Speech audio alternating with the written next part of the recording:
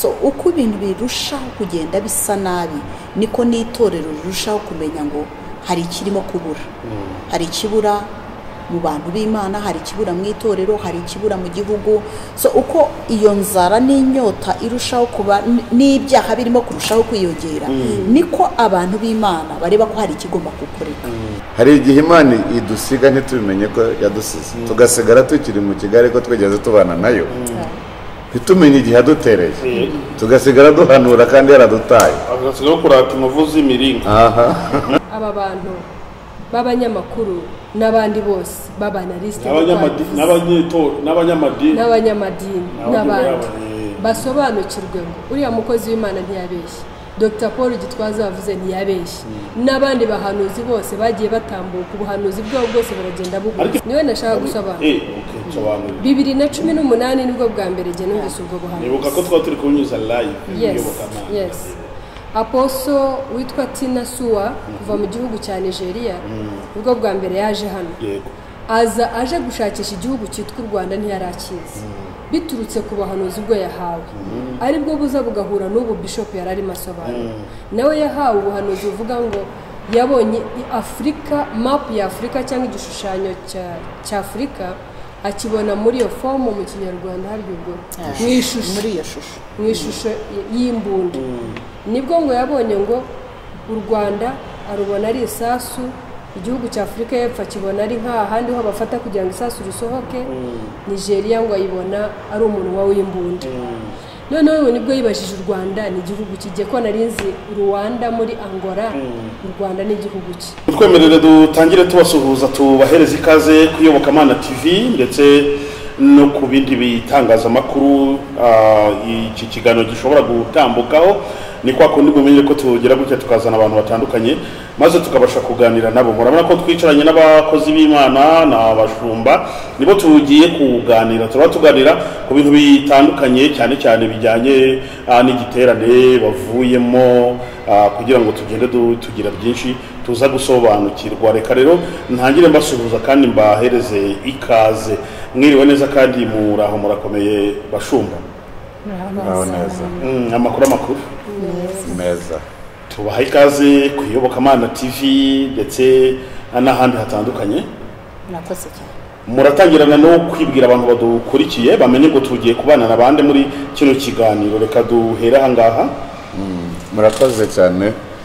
Mazina yanjye ni John Paul Dabiyasha, Apostle cyangwa Bishop, abanyobora umurimo w'Imana Christian Worship Ministries mu Rwanda. Bese giterane nari chairman. Murakoze. Amazina yanjye ni Jore Murenzi, nkaba ndi umushumba mukuru w'itorero Life Givers Christian Center hano mu Rwanda, kandi nkaba nari coordinator w'igiterane. Yego. Murakoze cyane. Nitwa Umuganwa Jore, nanjye ndi umushumba itorero ryitwa New Jerusalem Temple i Kanombe.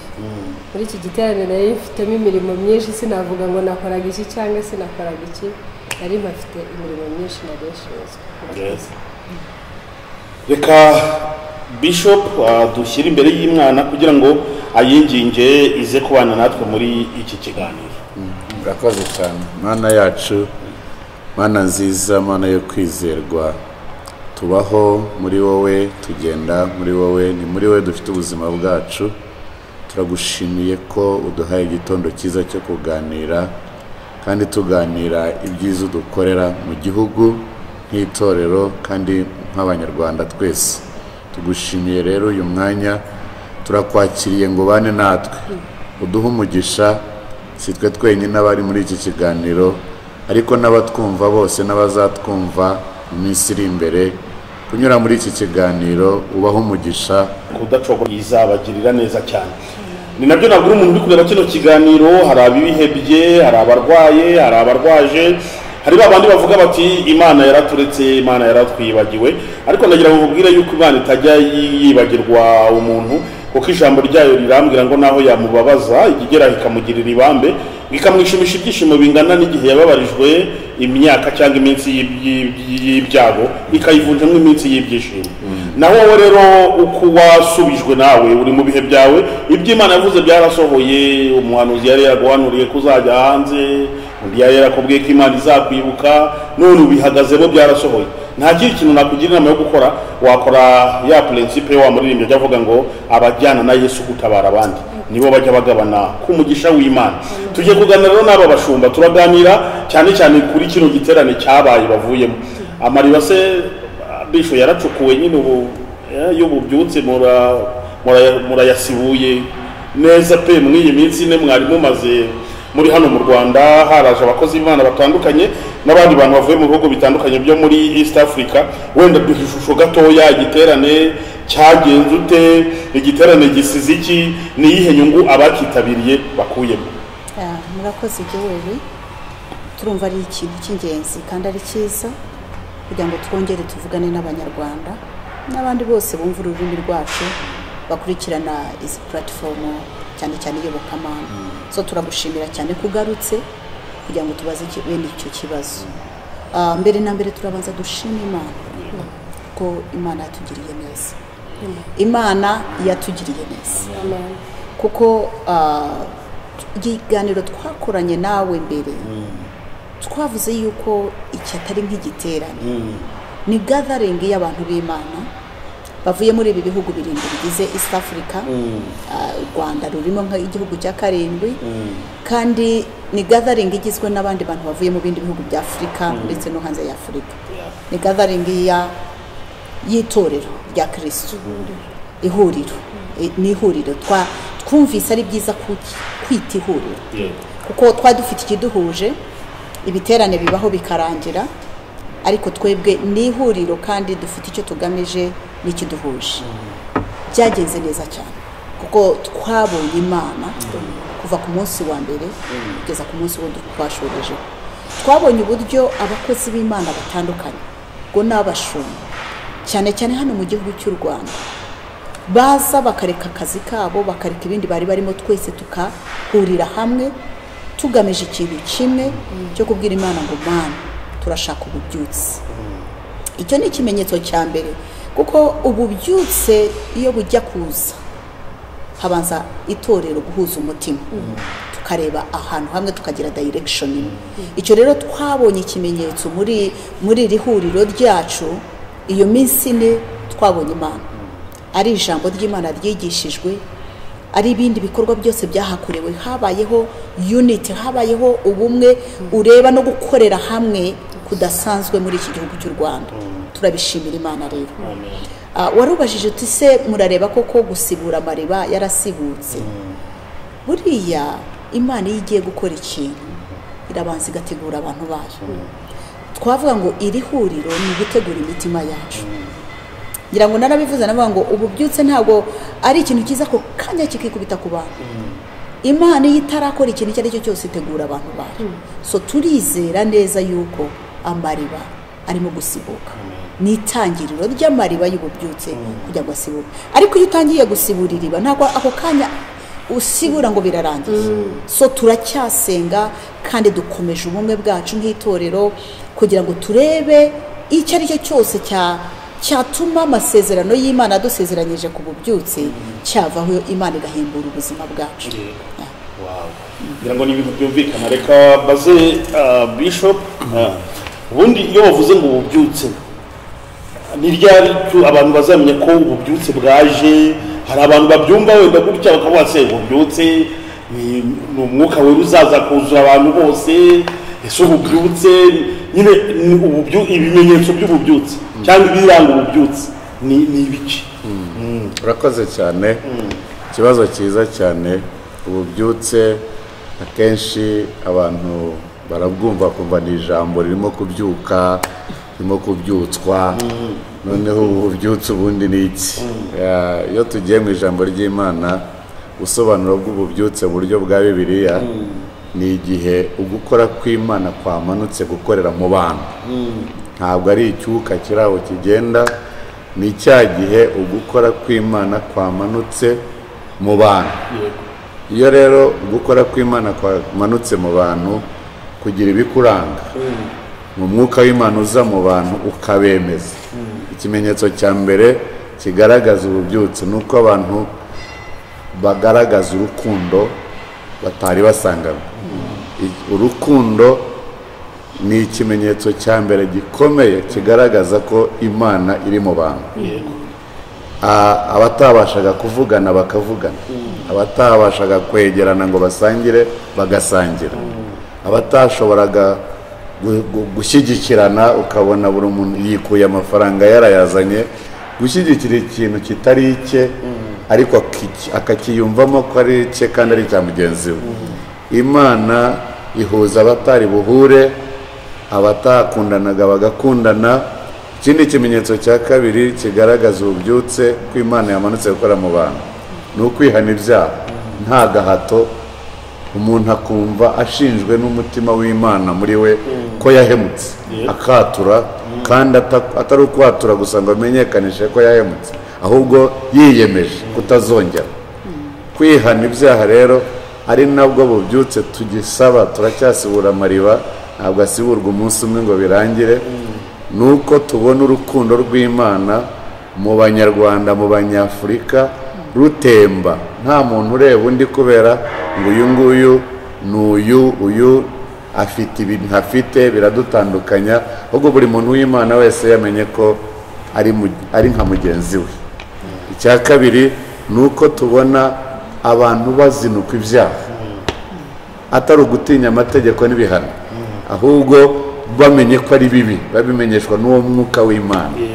Icyo nicyo kimenyetso cy'ububyutse. Yego, umuntu ashobora kwibaza wenda kuvuga ati mu myaka ya za 36 ngira ngo niba ntibeshye niho mu Rwanda higeze haba ububyutse cyane cyane hiriya za Gahini n'ahandi, buragenda kabisa burakwirakwira.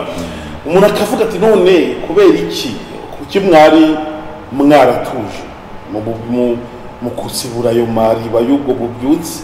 Kubera iki nona muri kuyasibura ayo mariba mu gihe gikomeye, mu gihe isi iri kwatakwa n'ibintu bikomeye? Abatinganyi baciye ibintu hano hanze no mu Rwanda ntibyoroshye.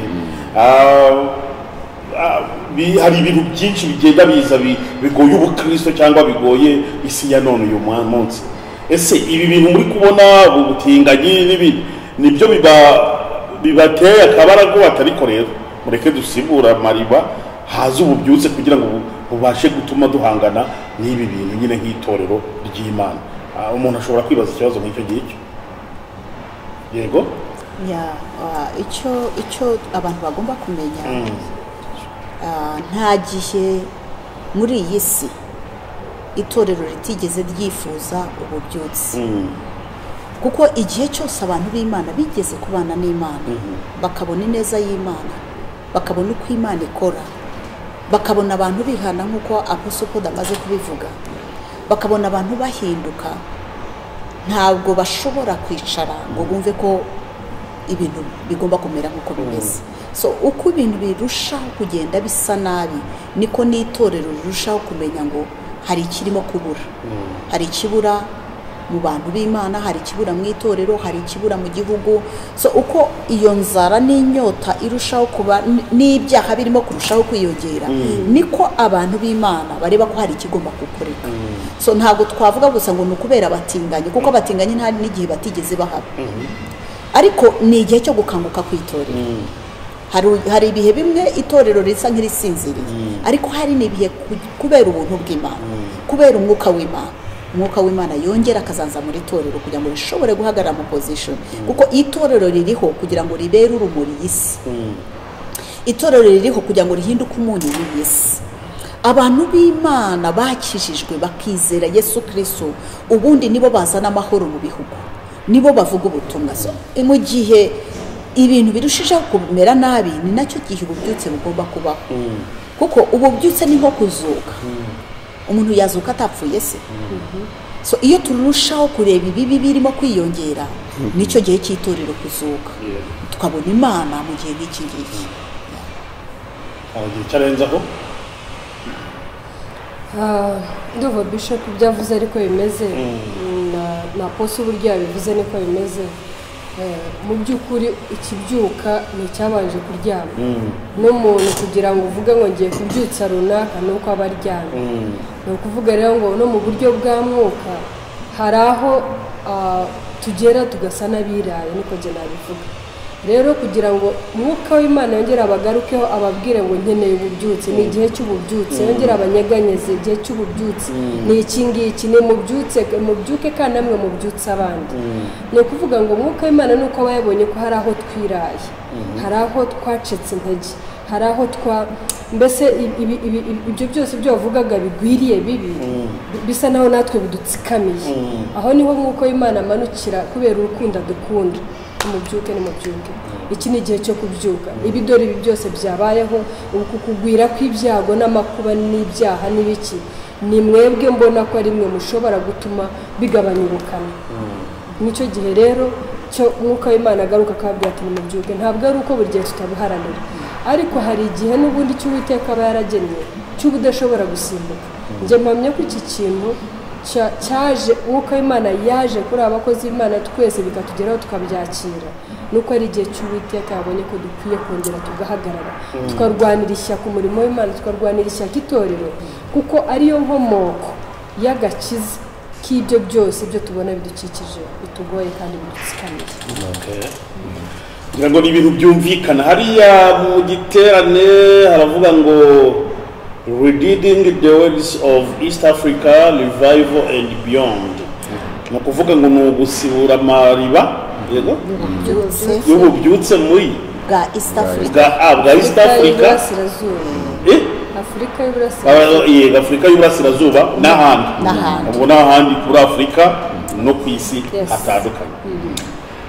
Ikintu cyatumye rero nza hano gukora ikiganiro ni iki ngiye kingezeho, nubwo nibi tuvuze nyine byari ngombwa kuko abantu bagombaga kumenya giterane gisize iki. Ubu mwaba ikintu gisize nk'uko mubivuze, mu mwatangiye usibura turaho murakomeza ibintu bizagenda neza. Uyu ugiye muri archive prophétique za hano mu Rwanda kuva mu myaka yatambutse, abahanuzi batandukanye, ntabwo nibuze bira kuba mention, ntabwo nabikurikirana byose, nubwo hari abo nzi bagiye bavuga yuko Imana yavuze ko inyuriye muri ako kanwa k'abahanuzi ko isi igiye kuzakira ububyutse bukomeye buturutse mu Rwanda, bugakwira East Africa ndetse bugakwira Afurika yose, bugakwira n'isi yose. Ngira ibyo namwe murabizi ko byahanuwe. Yewe na uherutse kubihanura vuba ni intumwa y'Imana Dr. Paul Gitwaza, umushumba mukuru wa Authentic Word Ministries na Zion Temple Celebration Center. Nawe yarabihanuye avuga ko mu Rwanda ari igicumbi kigiye gukomokamo ububyutse bugakwira isi yose. Ejo bundi ubwo mwari muri iki giterane, Aposo Masomboka guturuka muri South Africa, ubwo yaganiraga n'itangazamakuru, twaraganiriye ndamubaza nise ubu buhanuzi buvuga yuko ububyutse buzaturuka mu Rwanda bugakomeza East Africa bugakomeza muri Afurika yose n'isi yose. Muri South Africa namwe murabwiteguye ko South Africa igomba kuzakira ububyutse bukomotse hano mu Rwanda? Yego. Agiye kunsubiza yakoze contradiction n'abahanuzi bo mu Rwanda. Munyumve neza icyo cyakubaza. Yego. Aravuga ngo hoya ntabwo muri South Africa ariko tubizi. Ikiganiro kirahari tuganira. Ati hubwo twe dufite ubuhanuzi bukomeye kandi duhagazeho nk'abaturage cyangwa nk'abakristo bo muri South Africa ko ububyutse buzaturuka muri South Africa bukagenda muri Nigeria, yego, ubundi bukagenda bukongera bugakwira Afurika yose n'isi yose. Yego abantu banariza ibintu muri gospel aho bamwe abanalist babisamiye hejuru. Yego bantesheje umutwe bambaza ibibazo, telefone zimerera nabi n'itangazamakuru. Ndavuga ni aha tereka manuke kuri tere nje kubaza birankomeranye nicyo kinsanye. None mu bihuza mute kuba ibi bihugu byombi bifite ubu buhanuzi kandi byose bivuga ko ari ubuhanuzi bwavuye ku Mana itabeshya? Bamwe bati ni mu Rwanda, abandi bati ni muri South Africa. Nejo yenda hazaboneka avuga ati ni azazana n'Abaganda ati ni Uganda. Ariko none hareka twivugire ibyahishuwe, ibyamaze kumenyekana. Reka ngira icyo mbisobanura mu bihuza. Yego reka nzi nakinyuze kure kugira ngo mutagira akantu na gato mwanga kunsubiza cyangwa mukikwa kuko mutumvisha ikibazo. Bamwe bati Aposo Masomboka avuye South Africa aje mu Rwanda gusibura amariba y'ububyutse. Ahageze yamaganira kuri byahanuwe n'abahanuzi b'Abanyarwanda. Context y'uroma y'uburyo twaganiriye babibonye aho ngaho bati ese yavuze burya ati reka ati ni muri South Africa. Abandi bati se yaje kuyasibura gute atemera ko uzahatura. Rero iki kibazo sasa rero buri wese muri aransubiza kaduhere hano kwa mami dusobanura. Murakoze yewe ikintu kimwe abantu bagomba kubanza bagasobanukirwa. Ntabwo Imana ibeshya, yaribeshya kandi Imana cyo zirabesherwa. Ibeshya ariko irabesherwa. Oya n'abahanuzi b'ukuri b'Imana barahari kandi barahanura n'ukuri. Ahubwo hari imyumvire umuntu ashobora kumva ibintu ntabyumve neza. Ntabwo njyewe nahakanya Aposo Masumbuka ibyo yavuze, afite ishingiro ariyo ngiye gusobanura. Kandi nta nubwo mpakanya ubuhanuzi dufite nk'Abanyarwanda yuko ububyutse bugomba gutangirira mu Rwanda. Bwose subwo n'ubw'Imana. Ububyutse ni bumwe kandi ubuhanuzi ni bumwe. Ndagira ngo ngusobanurire n'abandi bose babyumve neza. Mbanze mbaho urugero. Ububyutse mu 1936 bujya kuba hano mu Rwanda. Abantu bazanye ububyutse hano mu Rwanda ntabwo bari Abanyarwanda. Ni umumisiyoneri witwaga Dr. Church, yari amaze imyaka nk'ingahe mu Uganda. N'undi munya-Uganda ni Sebambe w'umusore bari Uganda bataraba kuza mu Rwanda. Barasenganye batangira kugira inzara n'inyota bareba uko itorero rimeze mu Uganda. Bo bumva ntibanyuzwe, barababara. Bafata umwanya wo gusengera itorero no gusoma ijambo ry'Imana, bajya hamwe bizera ko ububyutse bugomba kubaho. Biza kuba Imana izanye Dr. Church mu gihugu cy'u Rwanda nk'umumisiyoneri. Ariko icyo nshaka kukwereka, umuntu ashaka kuvuga ati ububyutse bwatangiriye Uganda,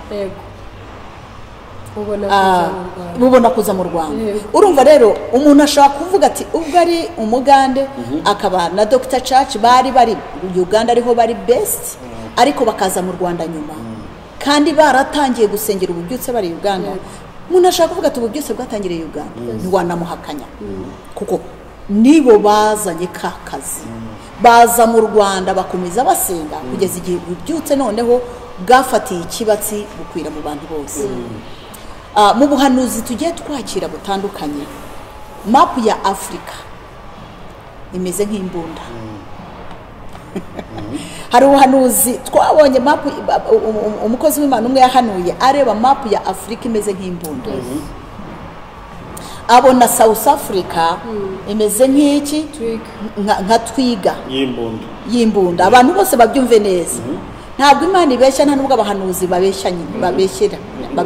Hano kwavuguza. Oya, ahubwo abantu babyumva mu buryo butandukanye, agafata agace gatoya akakirukankana akagahindura ikindi kintu. Noneho map ya Afrika imeze nk'imbunda, South Africa hari hasi hepfo imeze twiga noneho abona umutwe wa Afurika Nigeria imeze nk'umutwe w'imbunda hanyuma abona u Rwanda rumeze nk'isasu bose ntitubashubije so ntabwo twavuga ngo Aposo Veji Masumbuka yarabeshye nabo bafite icyo Imana yababwiye urabyumva Nigeria ifite icyo Imana ibabwira ariko icyo dushima Imana nuko u Rwanda ari isasu iyi sasu ridasohotse mu mbunda nta gikoreka imbunda bisa nkaho nta kimaze imbunda iyo idafite isasu ntacyo yakumarira nubwo ureba ari ikintu gikomeye cyica n'igipapuro nk'ikindi so ndashaka tubwira abanyamakuru na gospel abo bose b'abanyamakuru bavuga ibintu mu buryo budasanzwe ntabwo ari ibyo mwitonde cyane Imana hari icyo irimo kuvugana na Afurika ariko isasu rigomba gusohokera mu Rwanda ibyo nabyo byarahado biri mu buhanuzi kandi nkubwiye ko ari ubuhanuzi n'ubuhanuzi so urareba nk'uko mbaje kuguha history ya kera y'ububyutse bwabereye Gahini maze kukubwira yuko aba bantu bazanye ububyutse mu Rwanda bahereye Uganda niho batangiriye bakiriye cya kibatsi Imana ivugana nabo batangira gusenga batangira gukora iki barangije Imana ibazana mu Rwanda ikibatsi kiraturika isasu rirasohoka so n'ubu rero niko bimeze so ntabwo umukozi w'Imana Vije Masumbuka yatuvuguruje nta nubwo natwe tumuvuguruza nta n'ubuvuguruza undi ahubwo nuko imikorere y'Imana ibifite uburyo Imana ikora so nimba gafata akantu gatoya ngo bumve ngo nuko bimeze bajye basaba n'Imana ubwenge bumve icyo Imana ivuga murakoze reka twumve bamaganza wenda ubuhanuzi ari cyo buziho bw'amazi bw'isasu ariko ngende ntangiye kubyumva niba u Rwanda ari isasu n'ubundi bundi itari mu isasu nta n'ikimaze birasaba isasu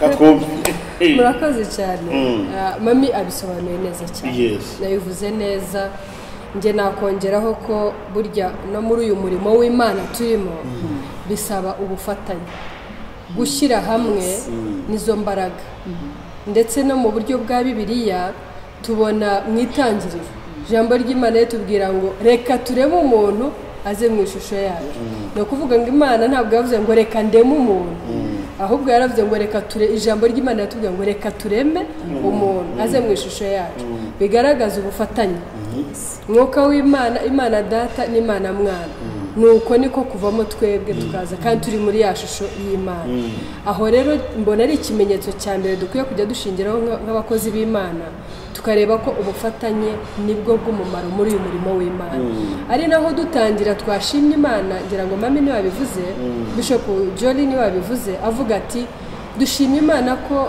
iki giterane cy'ububyutse habayemo ibimenyetso bigaragaza nyine koko ububyutse na Aposo yabivuzeho aho abatabonanaga bashobora kubonana abatakoranaga bumva koko ari ibyabo bose gushyira hamwe kwacu twese nibyo bizabyara ububyutse nyabwo ari nayo mpamvu dukwiye gukomeza tugashyira hamwe twese dusibura aya mara tutavuga ngo cyabaye rimwe gusa tayari amariba yasibutse aho rero nanjye niho ngiye gusubiriza ngo uko Bishop yabivuze niko biteye ubufatanye bw'imbunda ni igihe cyo ya mbunda iriho icya kabiri ikaba yoze imeze neza icya gatatu umunwa wayo ukaba udafunze icya kane hakaba hari rya sasu ariko hari nanone no kugira umuntu uzi gukoresha neza rya sasu rishobora kuba ari rimwe kandi icyo wagomba kurasa ari cyo gishobora kuba imbarutso y'igisubizo cya bya bintu byose biri hariya bya bibazo byose byari biri hariya ikintu kimwe gusa ndavuga kadufata urugero nka Goliyati yari ikintu cyazengereje abanyisiraheli ariko ni ukuvuga ngo habaye Dawudi habaye Imana ikoresha Dawudi imuhe ako kabuye Imana iragakoresha kugira ngo gakubite cya Goliyati ubutsinzi bugaragare mu banyisiraheli abafilisitiya bose bagire bati batsindwe kandi bashire rero n'iki kintu cyo umukozi w'Imana avuze aba bantu b'abanyamakuru n'abandi bose b'abanaliste n'abanyamadini n'abandi basobanukirwe ngo uriya mukozi w'Imana ntiyabeshye Dr Paul Gitwaza yavuze ntiyabeshye n'abandi bahanuzi bose bagiye batambuka ubuhanuzi bwabo bwose baragenda buguza. Ariko ibyo bintu by'imbunda ntabwo uciye mu ijambo, hari umumama wigeze uzima niwe nashaka gusobanura. 2018 nibwo bwa mbere jye numvise ubwo buhanuzi. Nibuka ko twari turi kunyuza live. Yes. Aposo witwa Tina Suwa kuva mu gihugu cya Nigeria ubwo bwa mbere yaje hano. Yego. Aje gushakisha igihugu cyitwa u Rwanda ntiyarakizi biturutse ku bahanuzi ubwo yahawe aribwo buza bugahura n'ubu bishop yari arimo asobanura.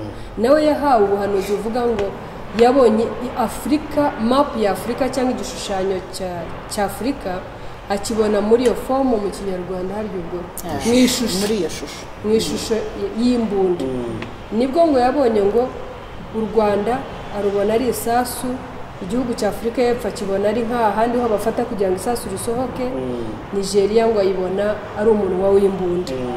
Noneho nibwo yibajije u Rwanda ni igihugu kijye ko narinzi Rwanda muri Angola, u Rwanda ni igihugu ki.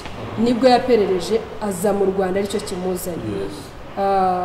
Ubwo n'ibindi byamuzanye hari amatori wabo Imana yababwiye mugende abanyarwanda bicarane namwe musa kubona haza ntabwo ari ukwashina ntabwo ari ukwashina ngo n'ejo n'ubu ahubwo n'ubu afite igiterane vuba harya bibyara vuba tariki 9 11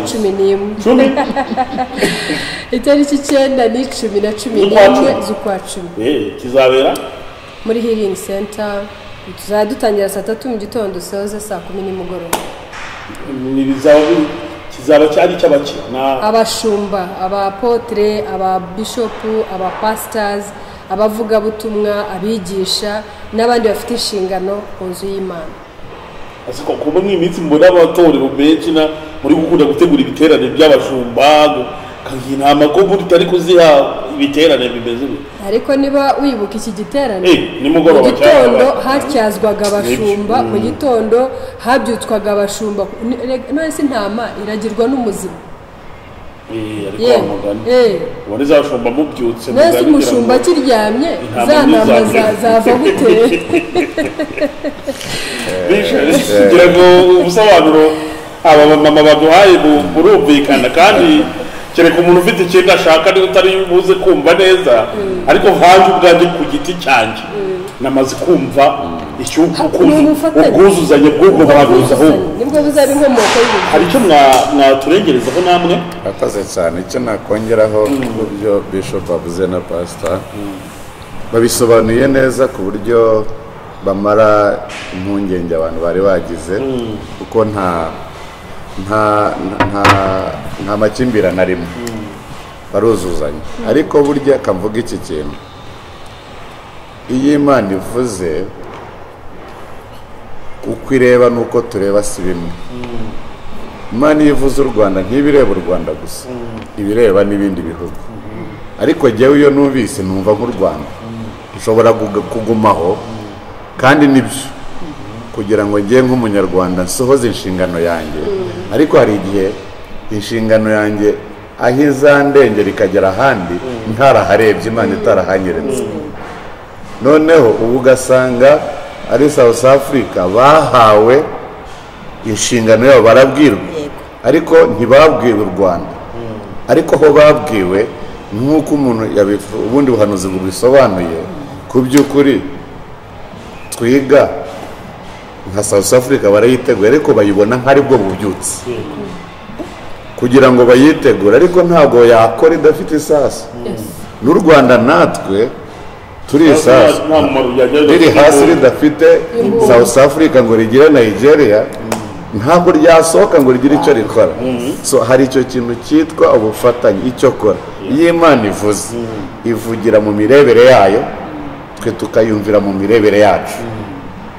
Nta makosa arimo, nta no kutuzuzanya kurimo, ahubwo twese uko twinjira mu cy'Imana itubwiye tugenda twaguka. Ejo ugasanga twagiye. Noneho tuje kuri gusibura amariba. Ubusa ubuhanuzi bushya gusibura amariba ni ukuvuga ngo ni ikigeze kibaho tugarutse gusibura ibyagisibye. Icyo rero si n'ubuhanuzi bushyashya, ahubwo icyo Imana yakoze kuki kitakomeje wigeze kukibaza kuki cyagezeho iki cyasibye ayo mariba noneho se twebwe twaje gukora iki ese n'ubwoba bw'ubutinganyi twumvise ntabwo ari ubwoba bw'ubutinganyi ububyutse ni ugukora kw'Imana mu bantu bituma abantu bahinduka bakaba beza nk'uko Imana ibashaka ariko hari n'undi mwuka uhora urwanya uwo mwuka nk'ubu ushaka kwibaza ni kuki amatorero yiyongera muri iki gihe cyacu ariko n'ibyaha bikiyongera icyo nicyo kibazo twibaza tukavuga ngo aha aya matorero arimo yiyongera ntarimo yiyongera mu buryo harimo amabuye n'imicanga dukwiye gukuramo ahubwo kubaza nyine iyo mubyibajije iyo tubyibajije nibwo mubona impamvu kuki uko amadini n'amatorero biba byinshi niko n'ibyaha byiyongera icyo gihe rero niho tuvuga ngo mwe mubitekerezaho namwe uko tubihuza nuko iyo natwe tubibonye ari uko bimeze niho tuvuga ngo mureke duhamagarane amariba yacu yagiyemo umucanga mureke duhamagarane turebe nihe birimo birapfira nicyo giterane tumazeho iminsi duhamagara abo bose bari muri East Africa ni muze tujye inama mu ijambo ry'Imana ubundi ko turi benshi ariko imbaraga z'umwijima n'ubutinganyi baratugeze ku marembo birapfira n'Imana yananiwe se oya hagomba kuba hari amabuye yatusutswemo hari imicanga yatugiyemo reka tuyasibura dute dusubira ku ijambo ry'Imana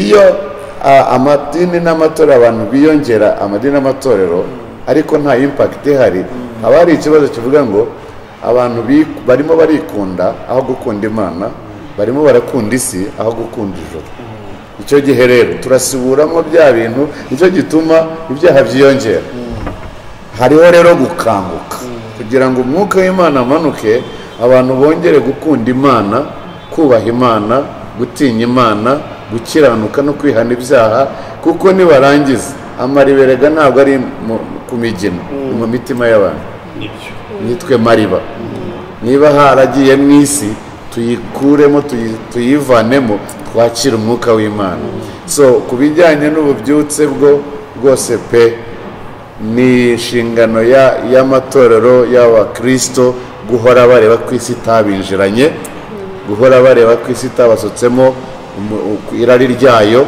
kugira ngo umwuka w'Imana akomeze aganze ku bijyanye n'ubuhanuzi ku by'ukuri aba South Africa bari mu kuri biteguye ububyutse kuko nta munwa w'imbunda ntabwo isasu ryasohoka aba Nigeria bari mu kuri biteguye ububyutse kuko nta mbarutso ntabwo isasu ryasohoka n'abanyarwanda turi mu kuri kuko tutiteguye kuba isasu risohoka ntabwo imbunda yagira icyo ikora so tubyumvira mu revo y'aho turi tukabyatura tukabishaka kuko harimo inshingano dukora mwa South Africa ntabwo inshingano ayifite nanjye iyo afite si yo mfite ariko twese turi mu bubyutse kandi bumwe buzakorera hamwe niyo mpamvu ububyutse gusibura aya mariba ya East Africa n'ahandi biratuzanamo na South Africa yaje hano n'abanegera ubutaha bazaza Afrika yose kugira ngo twicare tujye inama itorero risubirana umwimerere waryo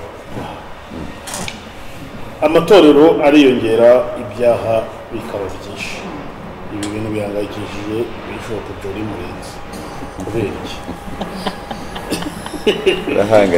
birahangayikishije ibyo uvuga niko kuri natwe turabibona amatorero nk'uko Apostle Paul amaze kubivuga amatorero ariyongera kandi ibyaha bikiyongera harabura iki harabura redigging the wells of revival gusibura amariba y'ububyutse iyo ni nayo mpamvu kubera iki amatorero atangira buri munsi ariko ntitubone impact ntitubone impinduka so bimenyesheje kuko ubundi itorero rizana impinduka itorero rituma abantu bihana ibyaha kandi bakihana biva ku mutima biva ku mutima uyu munsi ubona uri tukibona abakristo bihana ahubwo ararenzaho ku byaha akajya ku ruhimbi agakora ibyo ashatse byose. ahubwo ugeze aho hari umuntu utse kumpa amakuru nyine kuba tuba tuvugana n'abantu benshi ntabwo atari ko wazatubarije abashumba kubera icyo Imana ya kera yagiraga amahane ngo iyubu ikaba yararegeje nyumvira n'ikibazo nk'icyo tuba twaragoye natwe reka twabaye nk'abashumba ngo ngwiki Imana ya kera yagiraga amahane iyubu yararegeje sinabyumva okay asubiramo aza kubinyumvira nabone urabona cyari umuntu yakoraga ibyaha Imana yaramwibasiraga akagira n'ubwoba ati nawe ubwe mbese ntatekane atari ku muntu aranywa inzoga sambara agira ute ajye ku ruhimbi abandi bakora ibintu mbese ubona ntacyo bibabwiye kandi n'Imana ikabihorera. Iya kera yagiraga amahane iyubu yararegeje nicyo wabitubwiraho nabyo usobanura ibyo nicyo narigezeho nicyo warugezeho. Icyambere cyo ntabwo Imana igihinduka iracyari y'Imana yanga icyaha n'igisa nk'icyaha iracyari y'Imana ifuhira itorero ariko ikibura ni iki turimo gukora no kuvuga twifuza ko kigarukaho kuko Imana iba mu bantu bayo ariko nabo bayitegereje ariko iyo abantu b'Imana bagiye kure yayo Imana ntihaba. So ubwo rero impamvu tuvuga ububyutse nicyo turimo kureba igihe kirageze kandi kigiye kugera aho umuntu azajya ahagarara hahandi ku ruhimbi yumva ko ari ibisanzwe umwuka w'Imana amanuke amukubite hasi yihana imbere y'abantu asaba imbabazi arira imbere y'itorero na bya bindi yakoze batabizi abivuge. Icyo nicyo kigaragaza ububyutse. Niyo mpamvu rero turimo kuvuga ngo dusibura amariba. Ni byinshi byasibye aya mariba. Ikintu cya mbere gisiba ububyutse ni ibyaha kugwira mu bantu aho abantu batagitinya Imana aho abantu batacyubaha Imana. Icya kabiri gisiba amariba ni abantu bikunda cyane abakristo bakikunda ntibatekereze ku mugambi w'Imana ku buzima bwabo nibatekereze ku ivugabutumwa kandi ivugabutumwa ari ryo rihindura ubuzima bw'abantu kandi ivugabutumwa si amagambo gusa ngo kizwa ivugabutumwa ni ubuhamya cyambere cya byose ni ubuhamya bwawe abantu bakureba ibyo ukora byonyine bagakururwa n'uwo mwuka ukurimo bakizera Yesu wo wizera. So rero niyo mpamvu tuvuga ngo amariba hagomba gusiburwa. Rero kuba abantu bamwe batekereza ngo Imana ngo yarahindutse ngo ntikigira umujinya Imana ntigihinduka iracyari ya yindi yanga icyaha nubwo ikunda abantu ariko yanga icyaha.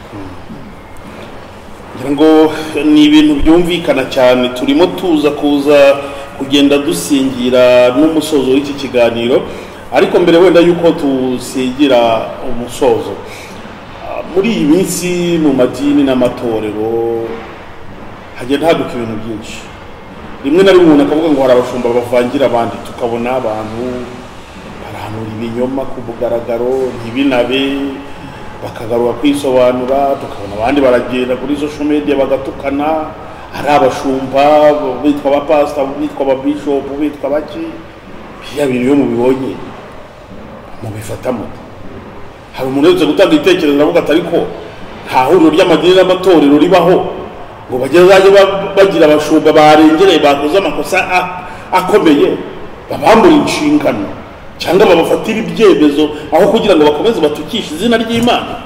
Reka mbaze bishop abo bantu namwe mujya mubabona cyangwa ni abanyamakuru tubabona gusa? Turababona cyane, niyo mpamvu turimo gusaba ububyutse. Burasa ububyutse bwabikemura cyane, nibwo ububyutse nicyo gisubizo. Kuko icyambere nsubize ku kibazo cyo kuvuga ngo nta huriro ry'aba bishop bahana nk'abo bantu. Abenshi usanga ari aba bishop n'abapotre babyigize batagifite uwabibagize batagira aho babariza bari inzererezi bigana iby'abandi bakihangishaho kuvuga ko bavuganye n'Imana batavuganye nayo. Bene ibyo bintu rero uretse ububyutse buri munyarwanda afite uburenganzira mu gihugu agakurikiranwa n'amategeko y'igihugu. Abenshi usanga hari n'igihe bafite n'uburenganzira bwo gukwa bahawe na leta ariko mu bashumba ntaho babarizwa, ntawe wabimugize yarabyigize iyo yabyigize rero afite umutekano n'uburenganzira. Icyakemura ibyo rero ni ububyutse, ko ijambo ry'Imana Yesu yabwiye abigishwa be agiye kugenda, agiye kubasiga mu isi, aravuga ngo nzaboherereza umwuka wera, uwo mwuka w'ukuri naza azemeza abantu ibyaha byabo. Hari igihe ushobora kwibaza ko twe nk'abantu niyo washyiraho organization yo guhana abantu ari umuntu hano ndi ntabyumve, ahubwo akarushaho kukwanga. Mu migani aravuga ngo nuhana umunyabyaha azarushaho kukwanga, ariko nuhana umukiranutsi azahinduka. So dukeneye umwuka w'Imana uzana ububyutse, uzana igitinyiro cy'Imana, ku buryo umuntu atinya, yemezwa n'uwo mwuka. Niwe uzakemura ibi bibazo, nta matsinda azabikemura, kuko umuntu akubwira ibyo yarose ntimwari kumwe arota, ushobora no kubirwanya ari ukuri, ariko ntaho bipimira, cyokora bisuzumwa n'ijambo ry'Imana. Ikindi rero nanone navugaho, Imana yagiye ivuga kenshi ngo nimubana nanjye nzabana namwe, nimunta nzabata. Hari igihe Imana idusiga ntitubimenye ko yadusize, tugasigara tukiri mu Kigali ko twegeze tubana nayo, ntitumenye igihe yadutereye, tugasigara duhanura kandi yaradutaye, agasigara kurata inkovu z'imiringa. Aho rero igisubizo cy'ibyo ni ububyutse. Iyo dusibura amariba, umwuka niwe agaruka akakubwira ngo erega nubwo uhanura ni muri experience, urigana ibyo wigeze gukora tubana, ariko naragutaye kubera ibi n'ibi.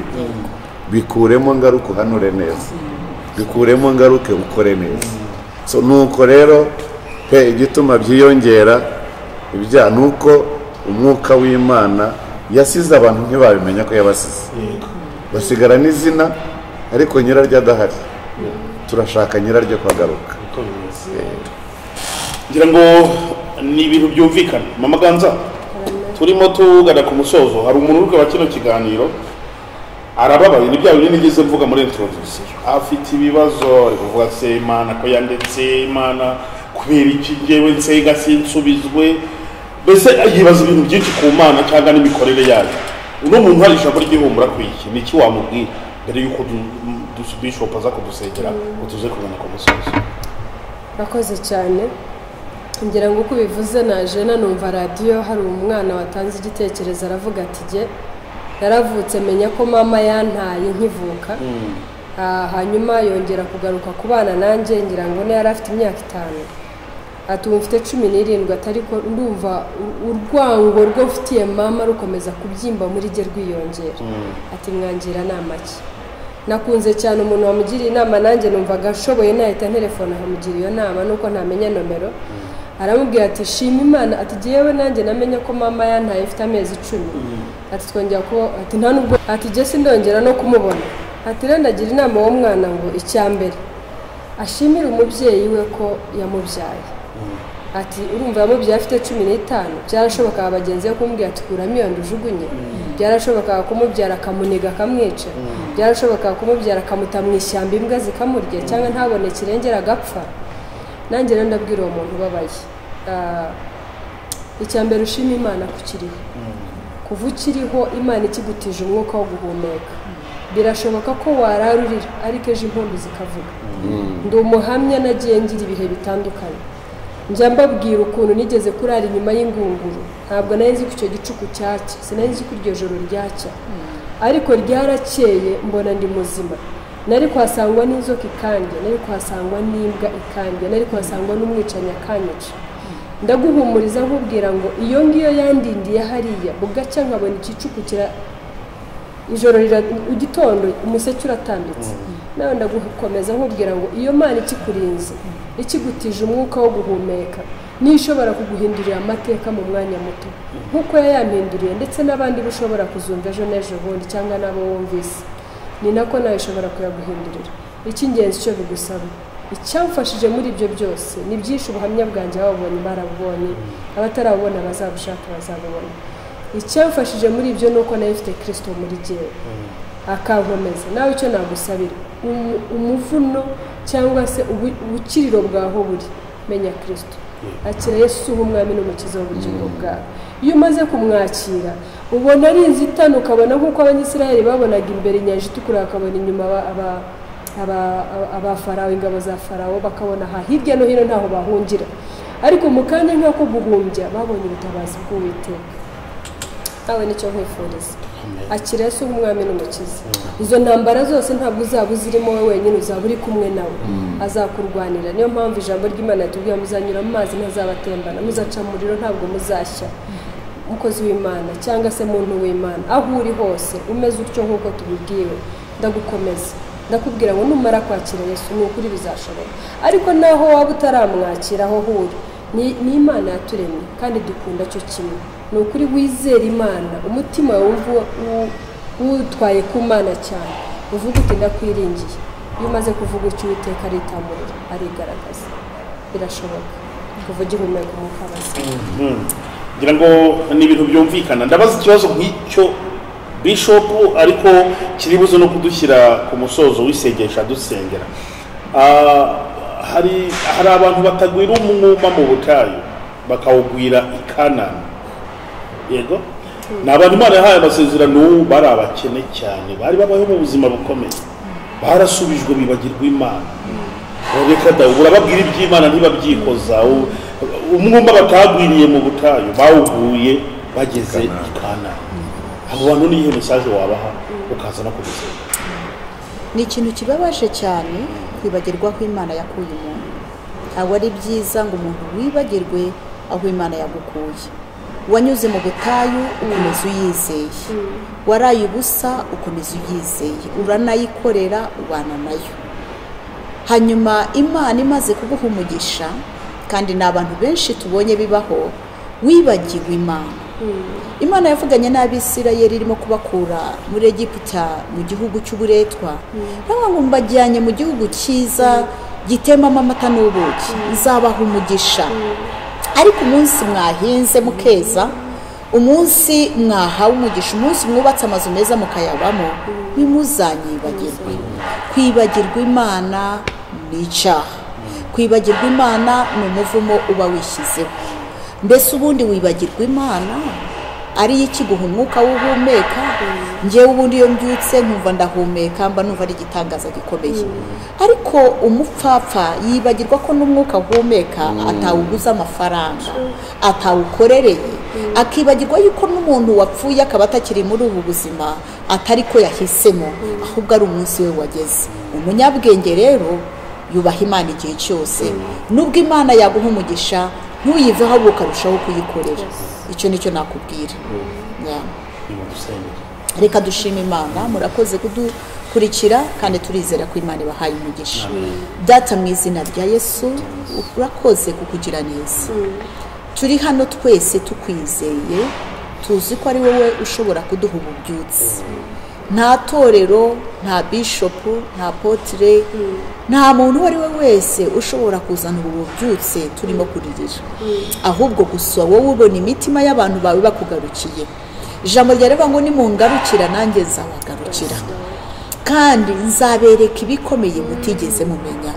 Mwami Yesu, icyo dukora cyose ni ukugarukira. Turagaruka nk'itorero ryo mu Rwanda, turagaruka nk'itorero muri Afurika, turagaruka nk'itorero muri East Africa. Turifuza wowe. Iyi si ntiyaduhaza, n'ibiri muri iyi si ntibyatunyura. Ni benshi bafite umutungo y'iyi si, ni benshi bafite ubutunzi bw'iyi si, ariko nabo barara badasinziriye, ariko nabo babuze amahoro. Ariko ni wowe nyine amahoro, ni wowe nyiri ubugingo, ni wowe utanga byose.